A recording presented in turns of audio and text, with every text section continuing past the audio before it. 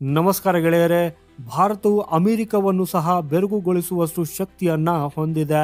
ಆದರೆ ಭಾರತವು ತನ್ನ ಶಕ್ತಿಯನ್ನು ಗುರುತಿಸುವಲ್ಲಿ ತಡವಾಗಿದೆ. ಭಾರತವು ಪಾಶ್ಚಿಮಾತ್ಯ ದೇಶಗಳಲ್ಲಿ ಯಾವ ಶಕ್ತಿಗಾಗಿ ಅಲ್ದಾಡ್ತಾ ಇದೆಯೋ ಆ ಶಕ್ತಿಯನ್ನು ಪಡೆಯುವ ಸಾಮರ್ಥ್ಯ ಭಾರತಕ್ಕಿದೆ. ಆದರೆ ಭಾರತವು ತನ್ನದೇ ಆದ ಈ ಸಾಮರ್ಥ್ಯವನ್ನ ಎಂದಿಗೂ ಗುರುತಿಸಲಿಲ್ಲ. ಆಕ್ಚುಲಿ ಇಲ್ಲಿ ಒಂದಲ್ಲ ಎರಡು ಸುದ್ದಿಗಳಿವೆ ಹಾಗೂ ಎರಡು ಸುದ್ದಿಗಳನ್ನ ಅರ್ಥ ಮಾಡಿಕೊಂಡ ನಂತರ ಭಾರತವು ಸರಿಯಾಗಿ ಬಳಸದ ಆ ಶಕ್ತಿ ಏನು ಅನ್ನೋದರ ಬಗ್ಗೆ ನಿಮಗೆ ತಿಳಿಯಲಿದೆ. ಭಾರತದ ಸ್ವದೇಶಿ company solar Defence and aerospace limited Skyroot ಕಂಪನಿಯ ವಿಕ್ರಮ್-1 ಸ್ಯಾಟಲೈಟ್ ಲಾಂಚ್ ವೆಹಿಕಲ್ಗಾಗಿ 3ನೇ ಹಂತದಲ್ಲಿ ಉಪಯೋಗವಾಗುವಂತಹ ರಾಕೆಟ್ ಮೋಟಾರ್ ಮತ್ತು ಪ್ರೊಪಲ್ಷನ್ ಸಿಸ್ಟಮ್ ಅನ್ನ ಯಶಸ್ವಿಯಾಗಿ ವಿನ್ಯಾಸಗೊಳಿಸಿ ಅಭಿವೃದ್ಧಿಪಡಿಸಿತು. ಸೊ ಈಗ ಪ್ರಶ್ನೆ ಏನಂದ್ರೆ, ದೇಶದ ಪ್ರೈವೇಟ್ ಕಂಪನಿಯಾದ ಈ ಸ್ಕೈರೂಟ್ ಇಸ್ರೋದಷ್ಟು ಹಣವನ್ನ ಅಥವಾ ಸರ್ಕಾರದಿಂದ ಸಪೋರ್ಟ್ ಅನ್ನು ಕೂಡ ಪಡೆಯಲಿಲ್ಲ. ಆದ್ರೂ ಈ ಸ್ಕೈರೂಟ್ ಬಾಹ್ಯಾಕಾಶಕ್ಕೆ ಸ್ಯಾಟಲೈಟ್ ಅನ್ನ ಲಾಂಚ್ ಮಾಡುವ ಸಾಮರ್ಥ್ಯವನ್ನ ಸಾಧಿಸಿತು.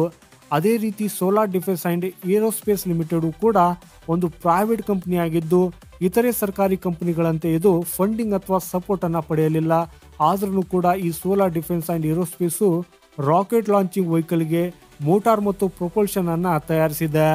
ಸೊ ಈಗ ಇಲ್ಲಿ ಪ್ರಶ್ನೆ ಏನಂದ್ರೆ, ಇಂಥ ಕಂಪನಿಗಳು ಸರ್ಕಾರಿ ಕಂಪನಿಗಳಂತೆ ಫಂಡಿಂಗ್ ಮತ್ತು ಸಪೋರ್ಟ್ ಅನ್ನ ಪಡೆದ್ರೆ ಇಂಥ ಪ್ರೈವೇಟ್ ಕಂಪನಿಗಳು ಎಂಜಿನ್ ಮತ್ತು ಡ್ರೋನ್ ಶಸ್ತ್ರಾಸ್ತ್ರಗಳ ಕ್ಷೇತ್ರದಲ್ಲಿ ಭಾರತವನ್ನು ಸ್ವಾವಲಂಬಿಯನ್ನಾಗಿ ಮಾಡೋದಕ್ಕೆ ಸಾಧ್ಯವಿಲ್ವಾ?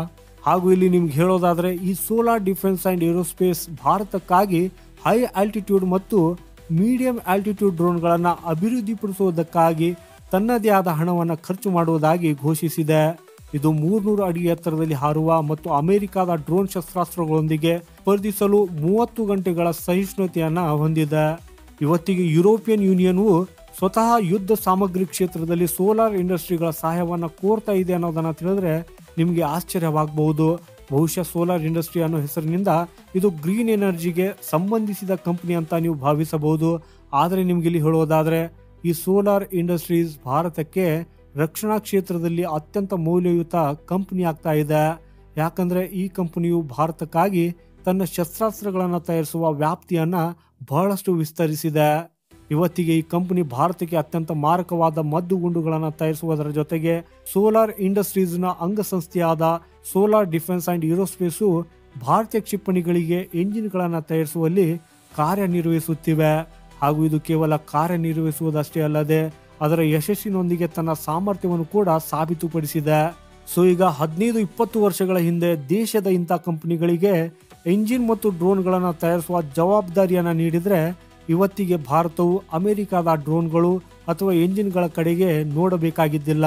ಹಾಗೂ ಭಾರತವು ತನ್ನದೇ ಆದ ಸಾಮರ್ಥ್ಯವನ್ನು ಹೊಂದಿರುತ್ತಿತ್ತು ಅನ್ನೋ ಪ್ರಶ್ನೆ ಉದ್ಭವಿಸುತ್ತಿದೆ. ಸೊ ಗೆಳೆಯರೆ, ಈ ಮಾಹಿತಿ ಬಗ್ಗೆ ನಿಮ್ಮ ಅಭಿಪ್ರಾಯವೇನು? ಭಾರತ ಇಂಥ ಕಂಪನಿಗಳಿಗೆ ಫಂಡಿಂಗ್ ಮತ್ತು ಸಪೋರ್ಟ್ ಮಾಡಬೇಕಾ, ಹೌದು ಅಥವಾ ಇಲ್ಲ ಅಂತ ಕಮೆಂಟ್ ಅಲ್ಲಿ ಬರೆಯೋದ್ರ ಮೂಲಕ ನಿಮ್ಮ ಅಭಿಪ್ರಾಯವನ್ನ ತಿಳಿಸಿ. ಈ ಮಾಹಿತಿ ಇಷ್ಟವಾದರೆ ವಿಡಿಯೋನ ಲೈಕ್ ಮಾಡುತ್ತಾ ಚಾನೆಲ್ ಸಬ್ಸ್ಕ್ರೈಬ್ ಮಾಡುವುದನ್ನ ಮರೆಯದಿರಿ. ಸಿಗೋಣ ಮುಂದಿನ ಮತ್ತೊಂದು ಇಂಟ್ರೆಸ್ಟಿಂಗ್ ಮಾಹಿತಿಯೊಂದಿಗೆ. ವಂದೇ ಮಾತರಂ. ಭಾರತ್ ಮಾತಾ ಕಿ ಜೈ.